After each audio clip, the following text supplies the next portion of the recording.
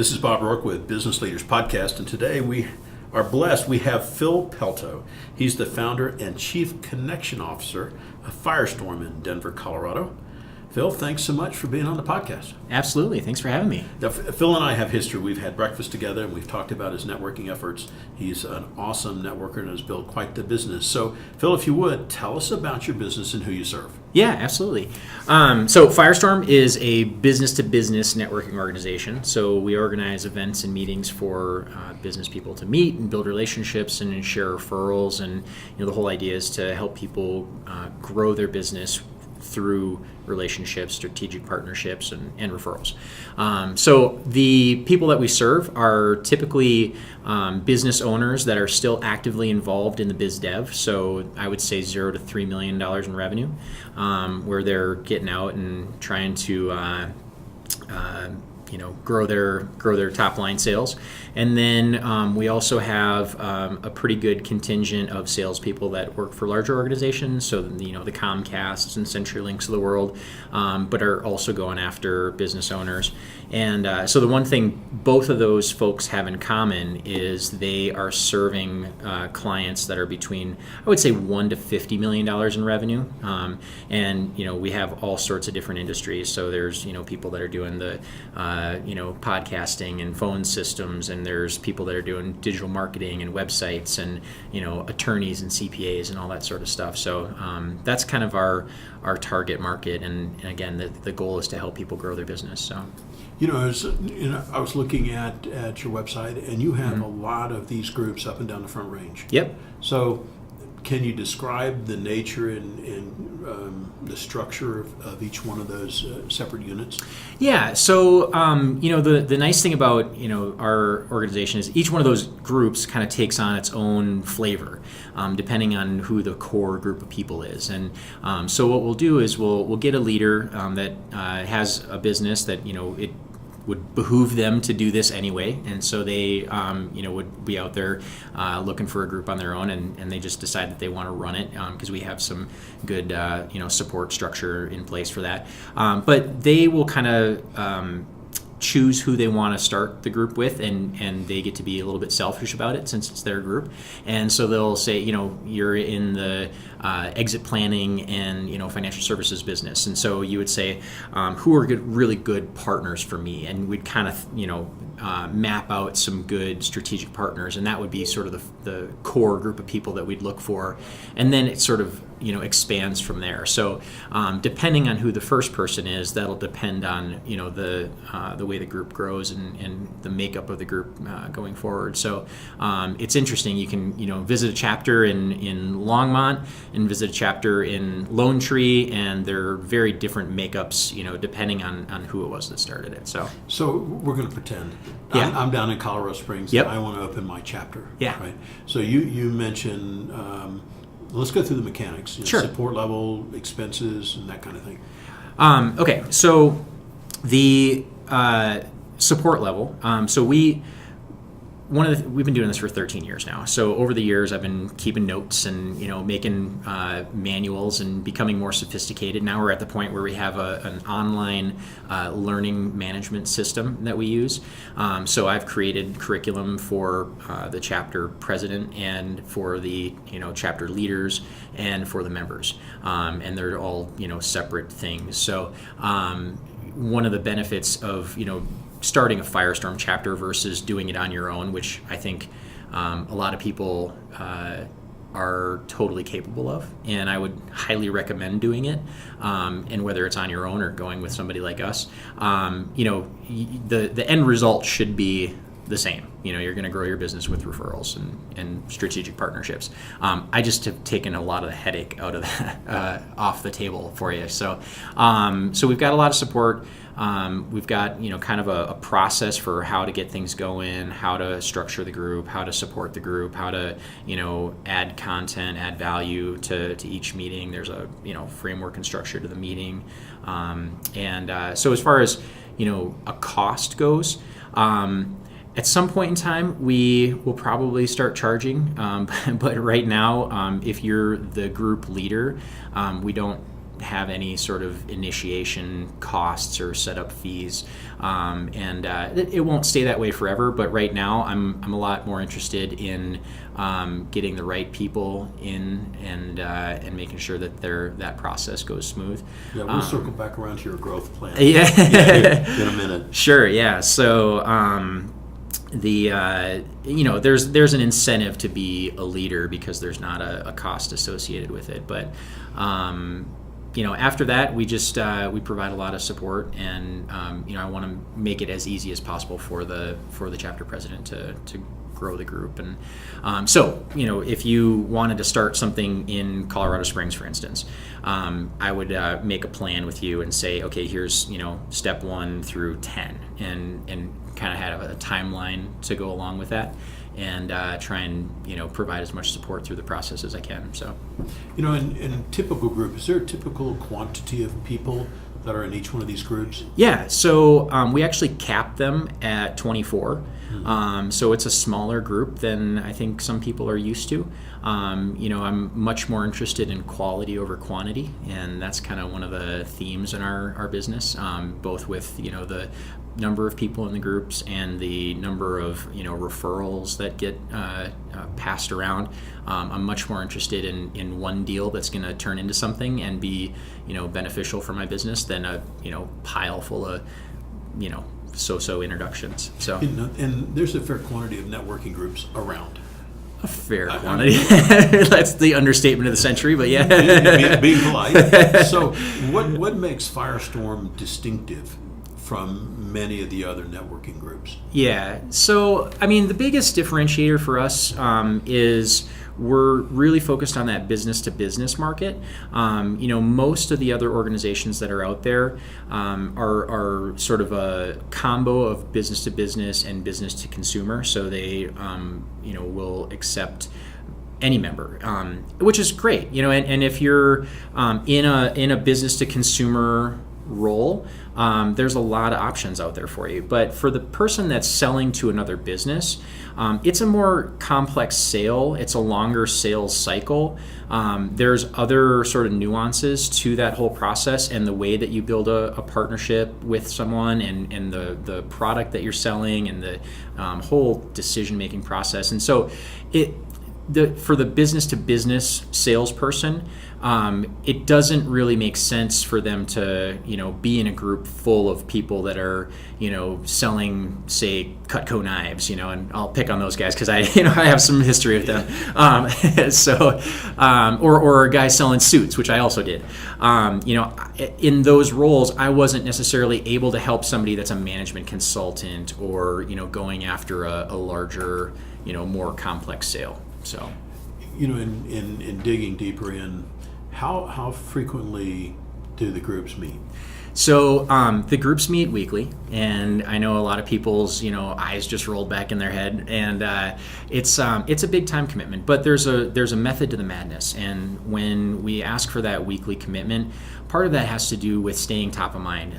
If you look at how adults learn, whether it be in college or continuing ed or whatever, the reality is we forget half of the stuff that we hear 24 hours from now, and another half 24 hours after that. So it's there's a fairly short half-life on information, and so when we're trying to build a relationship with somebody that I want to help their business, or I want them to help my business, you need to stay top of mind with that person. And if you do a monthly meeting, or you do a meeting every couple of weeks, if I miss one of those, I go 4 weeks, maybe 8 weeks before I see that person again, and just completely forget most of the information that I've heard the last time I saw them. So that's one of the main reasons that we do the weekly meetings, is to stay top of mind with people, and plus it's nice to just get in a routine. Have it in the calendar. It's a set appointment, and it's like going to the dentist. I don't really think about it. They just send me the reminder card. It's on the calendar, and and I guess a couple of things. So the typical length of the meeting? Yeah, it's hour and 15 minutes. We're Okay. trying to keep that pretty. Is there a typical structure within the meeting? Yeah, absolutely. So we've got an agenda that it doesn't change. It's the same agenda, and within that, again, to our sort of secret sauce, where there's certain things that happen during the meeting to help facilitate the relationship building process with people, and to stay top of mind, and to make sure that we're reminded of things that can help each other out. So just kind of if you run through the meeting agenda, we all do a quick intro, hey, I'm Phil, remind everybody what we do. And at some point, I think people, they'll think to themselves, oh gosh, why are we doing this? I know Bob. Mm-hmm. I know who you are. I know what you do. And, so you don't, you think, oh, we should maybe just skip that. And then it's kind of fun to mess around with people if they say something like that, and it's like, okay, really, Bob, all right, you're going to do the introduction for the person to your left, mm-hmm. and see how they mess it up. And it's always a fun exercise, because we realize you just kind of get in the zone, and you're like, okay, yeah, that's Bob, that's Phil, that's Susie, and you don't really listen to what they're saying, and you hear it, but you couldn't, you can't tell it to a potential prospect. Yeah. So anyway, so that's one of the first things. And then there's some chapter, business type stuff, things that are going on around, we talk about events. We try and vet other events that are going on around town, and report back to our member base and say, these are really good. You should check these out. These are ones that, are so-so, and then stay away from those. We don't really talk about the, stay away from, but we want to highlight the good ones. And then we highlight one member for the week. They get a chance to talk. There's actually some curriculum around which presentation they're going to give, kind of like Toastmasters. Mm-hmm. Different content, but the same idea, where you have a presentation number 1 and you talk about this, presentation number 2 and you talk about that. Mm-hmm. And then we do something called referral mapping, and that's where we go through and really dive in deep for the person that's featured for that week, and really help them brainstorm and identify, and it also helps the group hear and remember who's their ideal client, who are good strategic partners for them, and then what are things that we could ask our clients, or what are things that we're going to hear when we're out doing, the course of business for our jobs. What do we hear that says, oh, that's a great referral for Bob, or I should make an introduction to this person. And so we'll go through that. And then we do targeted referral requests, which I actually, my wife and I just did a quick video on in the car. But the targeted referral requests is a challenging thing for a lot of people, I think, because we ask people to bring, specific names of people that they want to be introduced to. And that means that you have to do some homework and come prepared with a list. But what it does is, it forces you to do it, which I think is the best part of the exercise and the most valuable. And then the second part is, when you say it to somebody else, we kind of zero in on things, and I talked about a little bit in the video about the reticular activating system, and it makes you focus on one particular person, one particular name, and whether you know that person or not, your brain starts to think about how can I connect the dots? How can I find that person, or find a way to get to that person, which is kind of fascinating. So we're back to pretending. So I'm running my group. I've Yep. got my group, and you and I are in it, right? Yep. And Yep. we've got somebody that's caught wind or whatever Yeah. of us, and they go, I want to join your group. Sure. What's the process? So the first thing is to have them visit. We always want people to visit a couple of times for free. Again, I don't want there to be a huge barrier to entry at that point, but we're paying attention to that person, how they conduct themselves. Are they a good business person? Are they coming with the right intentions? Are they there to serve others, or are they there to just take for themselves? What do they do? Are they a good fit for the group? And what kind of network are they going to bring to the table? What's their background? And there's all sorts of things that we're kind of keeping our eyes peeled for.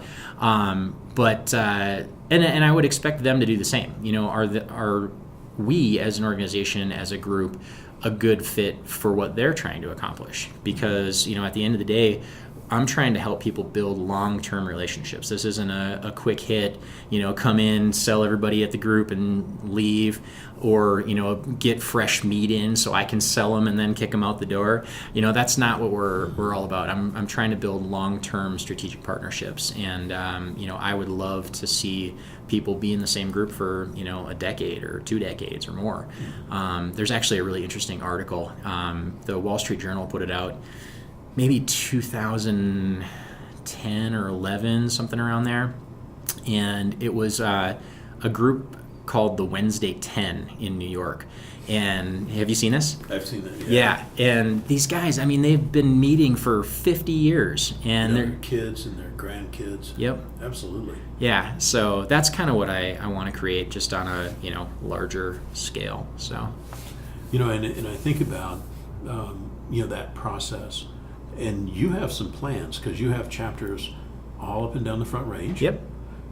You just had a chapter start in another town. So for the folks that are listening going, this sounds really interesting. Yeah. I'd like to do one in my town. What do they Sure. do? So there's first step, contact me. There, you can go to the website. There's some information. Yeah, let's go ahead and do that. How do people find you? Yeah, okay. So the website is myfirestorm.com. And that's the easiest way. We're also, you can shoot me an email, phil@myfirestorm.com. And, but all of our information is on there. There's a section on the website, obviously the About page, where it kind of explains the process for becoming a member. And so, I kind of truncated that last answer where, once a person visits, we sit down and have a conversation, and then there's an application that they fill out, and we kind of interview them, and there's a little bit of a process to get in, because again, we want to make sure it's a good fit. But similar process for opening a chapter. I want to make sure that it's the right fit for us and the right fit for the person that's going to run the chapter. Not everybody's a good fit, and we're not a good fit for everybody. So that's it goes both ways. But we've got some sort of preliminary information that you can check out, and kind of what's expected and how the whole process goes for starting a chapter. And then there's, our chapter president's agreement on the website, so everybody can, look that over before they decide they want to go any further. And but if it is a good fit and we decide that we want to do that, then there's again an application process, and then we would have a conversation and really kind of start the planning process for that group. And I think from start to finish, to get a chapter from nothing to first meeting, it's probably a couple of months to do that. And then after that, from the first meeting to thriving chapter, I would say it takes a year to 18 months to get it really up and running. And we're playing the long game. It's the long game. Yeah, it's the long game. And you got to have that long-term focus, and you've got to have the wherewithal, mentally and with your business to really not need to get immediate deals out of it, because I'm not selling the get rich quick scheme and hey, come to me and we're gonna grow your business 30% next month. That's not our jam. I've got some people I could refer you to, though. And to find you on LinkedIn is Phil Pelto, Pelto. Correct. So you're on that, and it's actually Philip Pelto. Philip. Yes. Okay. So I go by Phil, but Philip on LinkedIn, and Firestorm is on LinkedIn as well. My Firestorm. So it's MY Firestorm. Yep. Okay, on there. And all of the social media stuff. So, I noticed I was on your site, and you do video vignettes. Tell us about you as a TV star. You're right. You and your wife. Yeah, that's a little bit of a stretch, but we do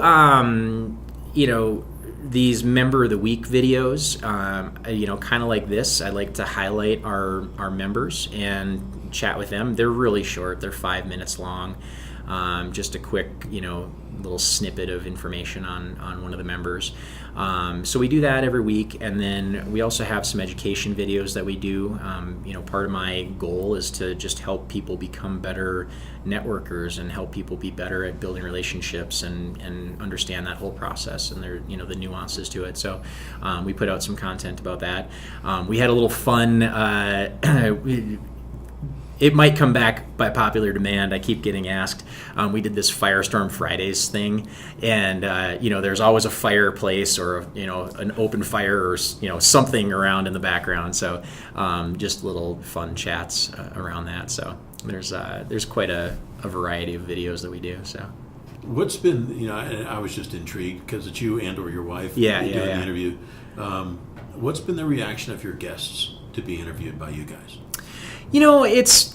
I think they enjoy the interaction, and they a lot of them have used the content for to post on their LinkedIn pages and profiles, or to put in on their website or use as a little marketing piece. And but everybody likes it. It's super short and kind of fun, and at least that's what I hope it is. And we've only had one person get a little bit nervous, and maybe I cannot confirm or deny, but there may have been tequila shots had before.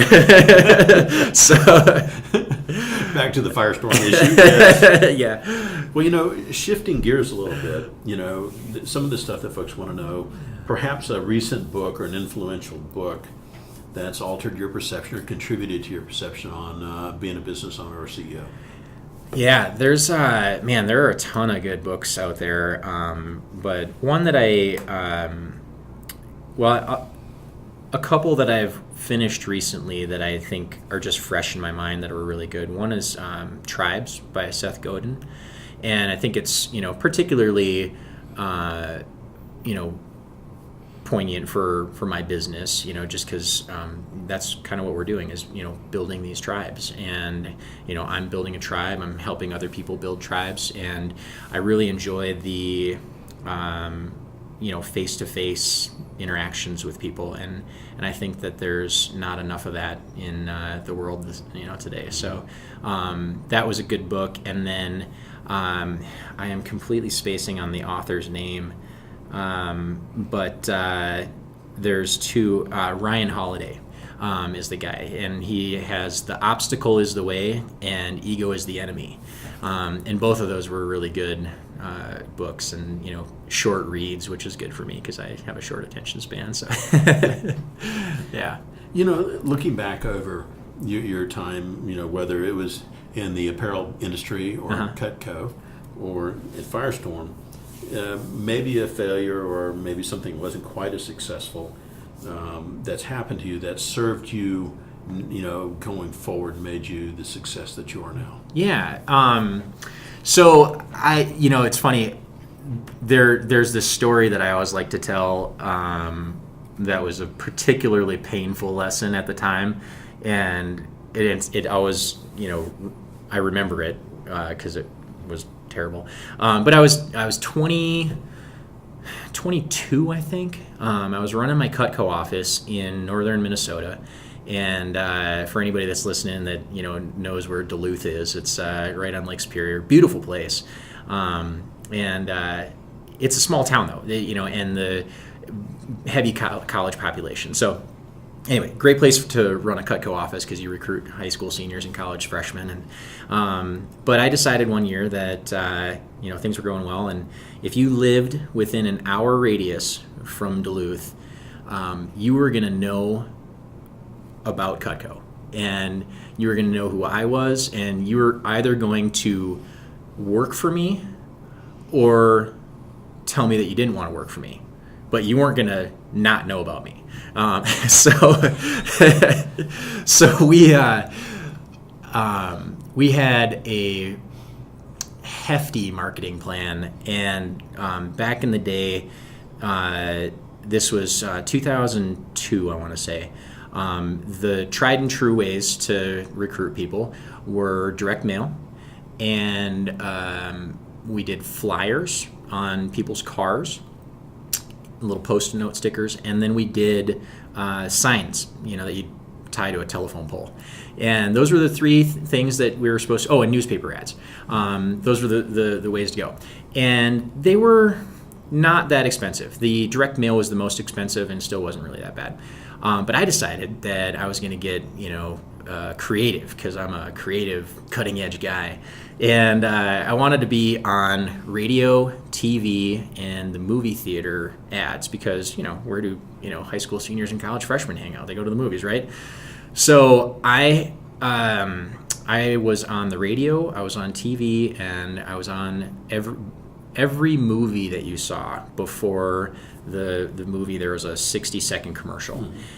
And I think I spent, I want to say I spent $80,000 in about 6 weeks, cutting a check for that whole summer blitz. And I had 4 full-time receptionists to answer the phone. And at the end of the summer, I looked back on our numbers, and we had taken, we had our best summer ever. It was crazy, amount of phone calls. And of all the electronic media, the radio, TV, and movie theater ads, we took 3 calls the entire summer. ROI was a little thin. It was terrible. So anyway, that's I complained to my dad one time, and he, I don't think he exactly knew what to say, but he said, "Well, that's tuition in the school of life." And I was like, fair point. Thinking about your company message, if you could put an ad on the front page of the local business journal, what would it say and why? That's a good question. How many words do I get? As many as you want.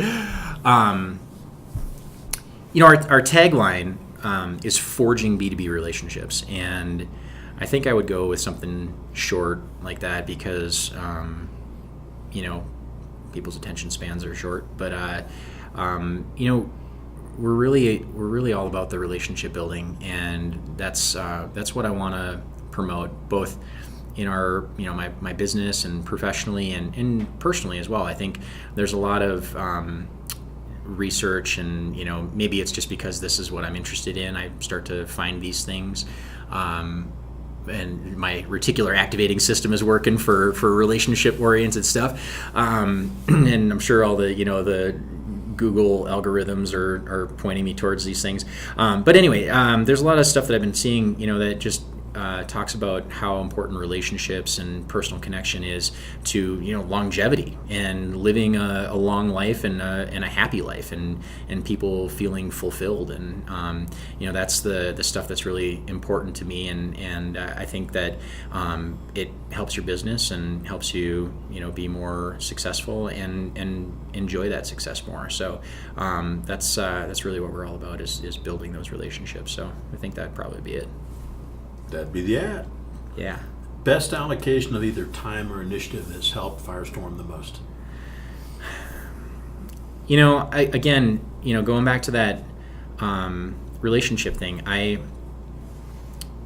we do a lot of different things, and I like to do these videos. I like to, create content, write articles. I like to, go out and do speaking events and get our name out there. And I like to, talk to anybody that'll listen, and, go on podcasts and all that stuff. But, honestly, the best allocation of time is spending time with other members, one-on-one. And, I did a survey, I guess. I sat down and interviewed all of our members and asked them how did they hear about us, and how's it been going, and what are things that we could do better. And but the pertinent piece of that for your question is everybody heard about us from somebody else, and I guess that's not surprising based on the business that we're in,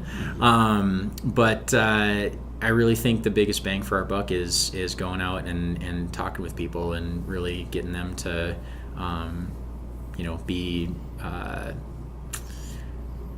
evangelists, for lack of a better word, for what we're doing. So promoters.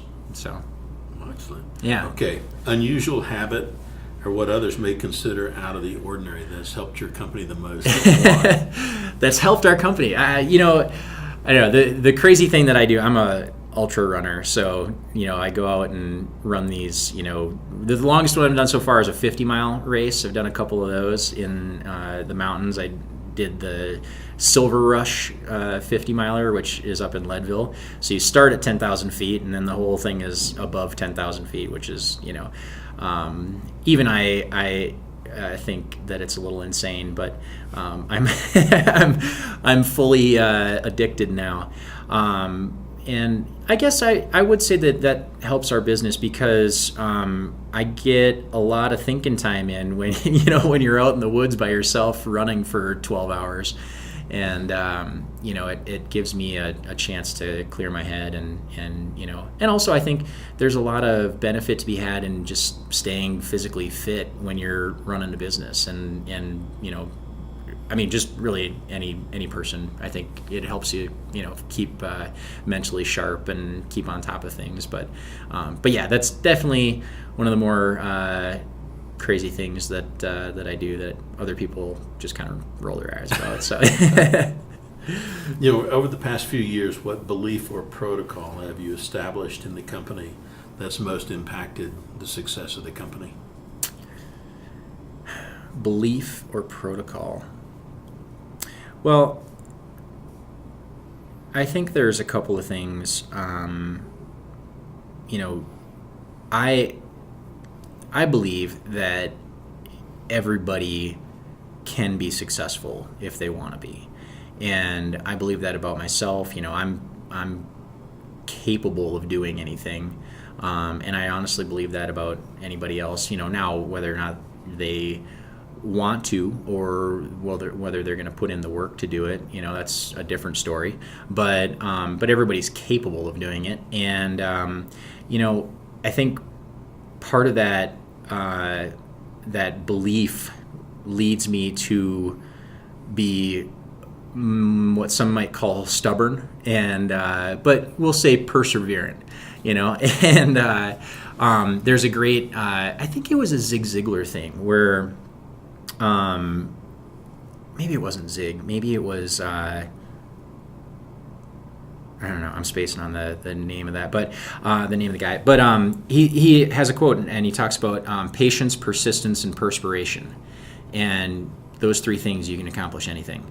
And I definitely am persistent, and I think that's what caused me to be successful at all my other sales gigs, and it's the only thing that's helped us survive for the last 13 years with Firestorm. So and I think I like to sort of preach that message across the organization, and I think that other people will buy into that. And if they do buy into that, if they believe that patience, persistence, and perspiration is the way to be successful, and that's a good thing, then they'll stick around, and we sort of perpetuate that message. So well, it's better than saying you have to have a magic wand, because not everybody has a magic wand. Right. Yeah. Or a specific skill set. Mm-hmm. Advice you might offer to a new CEO that's assuming the role for the first time?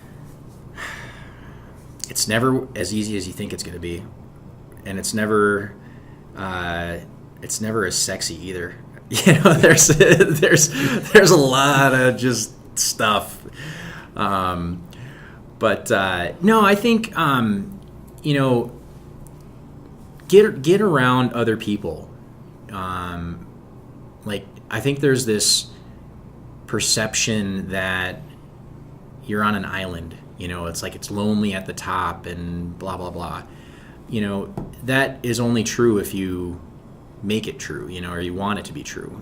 There's so many other people out there that are in the same situation, and I love hanging out with other business owners and other CEOs and other, people that are getting it done, because, I spend a lot of time in my own head. running in the woods for 12 hours, or sitting at my desk, banging out emails, and you start to second guess yourself and think that everybody else knows something more, or knows something different, or is doing a better job, or is you just it's and then you can't really. It's not easy to talk about it with other people because you're supposed to know everything, because you're the guy running the show or the gal running the show. You're supposed to know all the answers, and that's just not the case. So I think it's good to be around other business owners and other people that have the same, weight on their shoulders, and you can, find yourself a support group. So.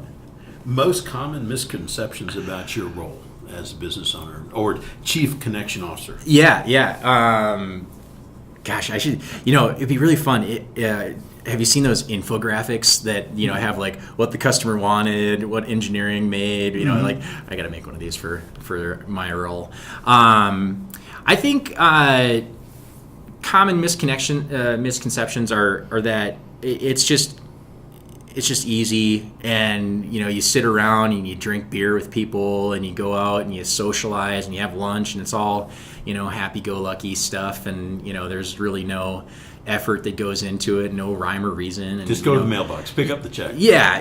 Nothing to it. Or that somebody has you're like, oh, you're just built for that, or you were born that way. You've got a knack for that. It's like, no, there's skill. You got to study. You got to hone your craft. So lifelong learner. Over the past few years, what would or should you have said no to, and why? Oh, well, I should have said no to a job. I took it because it sounded cool, and it sounded like there was a lot of potential, and and I realized that I'm kind of unemployable. Like I just don't have the mindset to be a good worker, and that doesn't mean that I'm lazy by any stretch, or I don't want to be successful, but I need to do things on my terms, and I didn't have the I don't know what the word is. I just didn't do it, and I should have. So should have said no to that. In the day-to-day operation of your company, in the role of CEO, what's your personal habit or self-talk dialogue that keeps you focused? That's a tough one, man. They say like 80% of your self-talk or 90% of your self-talk is negative. So I think, just keeping that in check is a big challenge. But I have a sort of a personal mission statement, and I also I love positive affirmations. And it's funny because I think a lot of people, including myself at certain times, have thought it's total garbage, like why would you do that? You don't need to, it's not like the Stuart Smalley said, I'm good enough, I'm smart enough, and doggone it, people like me. That's, it's kind of like that, but it's not. There's more to it than that, and you've got to change your habits and your behaviors, and then you can change your thinking, and then it changes your outcome, and you've kind of got to trick your head into doing certain things. And so anyway, to answer your question, I want to be a positive impact on everybody I come in contact with and help as many people as I can. That's my personal mission in life. And there's a little card that I carry around with me, and it says that, and then I have another sort of paragraph of things. But one of the things that stands out is to talk only progress, talk only prosperity, and talk only positivity. So I think those are the things that I refer back to if I'm not in a good spot. So it sounds simple. Yeah. And you pay attention to the media, the 24/7 stuff over the the internet. Yeah. And you go, it's a concerted decision. Yeah. To stay on that lane. Yeah, it really is. I mean, because it's so easy to get pulled off and to, think that things are not going well, or that, whatever. I mean, there's so many external things that are getting thrown at you that are not positive, and it's a challenge to stay on the path. So, quote that you find meaningful or you use frequently. So I've got a couple. I'm kind of a big quote fiend, but one I think that is very pertinent to our business is a Zig Ziglar quote, and he says, you can have anything in life that you want if you first help enough other people get what they want. And I try to practice that. I try to teach other people how to do that, and it's tough. It's tough. The long game. It's the long game. It really is, and it's hard to stay true to that, especially when maybe you are getting to a point where you feel like, man, I've been doing all this stuff for other people, and when am I going to get mine? And especially if it's been years. Oh yeah, you feel like a sponge. They've squeezed everything out of me they can get. Yeah. And I don't know. I mean, maybe I don't know that I'm right. I hope that I'm right, and I hope that Zig was right. And but I'm never gonna change. So I'm just gonna keep helping other people, and at some point, I don't expect to be Jeff Bezos rich, but it's I feel pretty good about the things that I've done for other people in my life, and will continue to do. So you're here to serve, absolutely. If I was to talk to your colleagues and ask them what you're best at, what would they say, and how do you utilize it on a day-to-day basis? I think other people would say that I am really good at building rapport with people, and being a social chameleon, which I think kind of go hand in hand, and that's served me very well over the course of my life. I grew up pretty poor, and I didn't interact with people that had money or had any sort of pedigree, and so when I got my job selling knives, I had to get referred outside of my sort of warm market, because my warm market couldn't afford what I was selling. And then even more so when I got the job selling suits. I was selling suits that were thousands of dollars each, and I didn't spend $1,000 on my first car, and so it sort of made me get out of my comfort zone and talk to people that I wasn't comfortable talking to. And what I realized is people are just people. No matter what socioeconomic background they have, or where they're at right now in life. I mean, people they put their pants on one leg at a time. They they have the same sort of habits and thoughts and sense of humor and stuff. It's just some of them make different choices and decide to work harder, or take risks, and that was always fascinating to me. So I tend to be able to build relationships pretty quickly with people, and I think that's been pretty cool. I failed to ask. There was a point where you decided to leave home. Yeah. And come to Denver. Yep. And somewhere start Firestorm. Take us to that thought process on why you decided to start Firestorm. Okay, so you got to go back pretty far, and there was always something. And I mentioned I did not grow up with financial means. A lot of the people that I hung around with were not entrepreneurial. They were just kind of stuck in their ways, and they were like, I'm going to get a job at this bar, and I'm going to work there for the rest of my life, and that's the way it's going to be. And so I have to credit, I think, a couple of my friends' parents, as well as a number of teachers, with sort of introducing me to some different ideas about what was possible.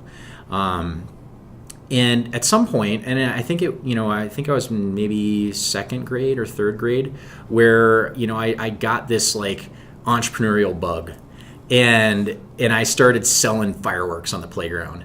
And like if you needed stink bombs or smoke grenades or something, like I was the guy to see.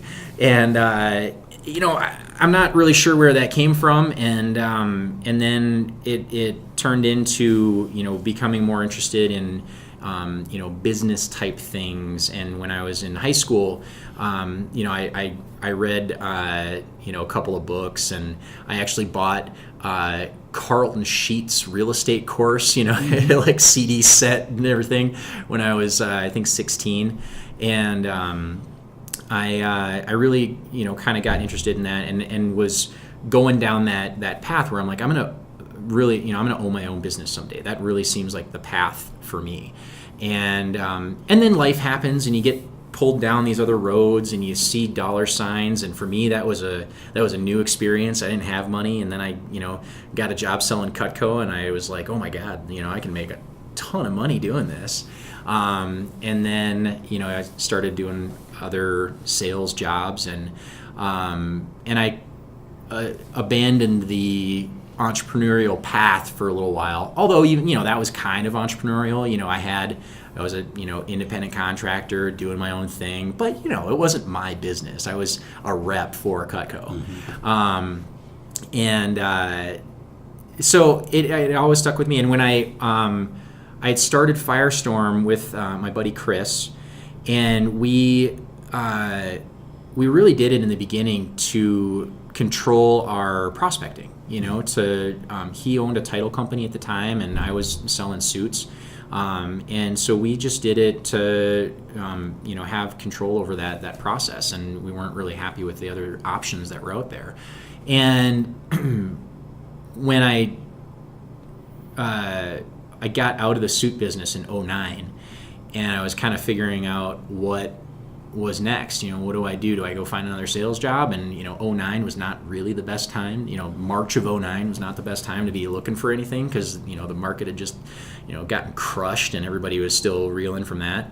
And I was like, well, I've got a little bit of a cushion that I had from selling for the last number of years, and let's do it. Let's see what happens. So I thought. I ran through I'm kind of an analytical person. Mm-hmm. And so I ran through a lot of ideas and ran the business model out, and thought, what is this the right choice to make, or I'm just going to, am I going to throw my money down the drain?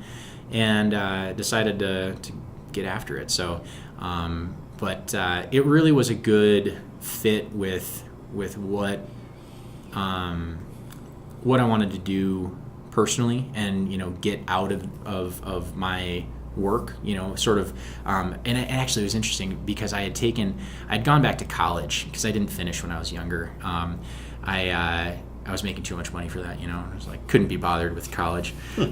So I went back when I was 27, and I took a class because I went to a liberal arts college, the Lutheran University, Augsburg, and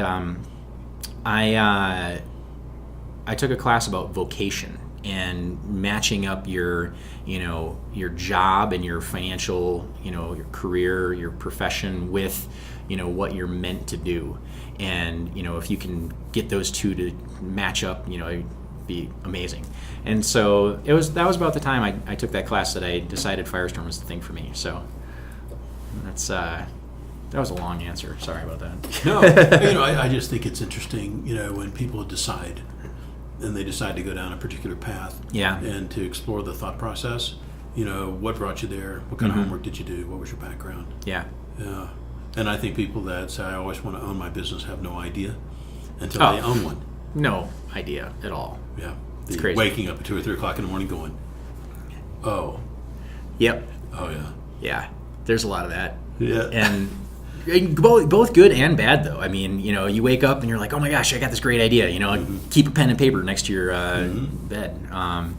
But there's also a lot of other things that keep you up at night, and so. But I wouldn't trade it for anything. I understand. well, Phil, I can't tell you how much I appreciate you taking time to be on the show. Yeah, thanks for having me. Thanks for sharing. Absolutely. You bet. Take care. You too.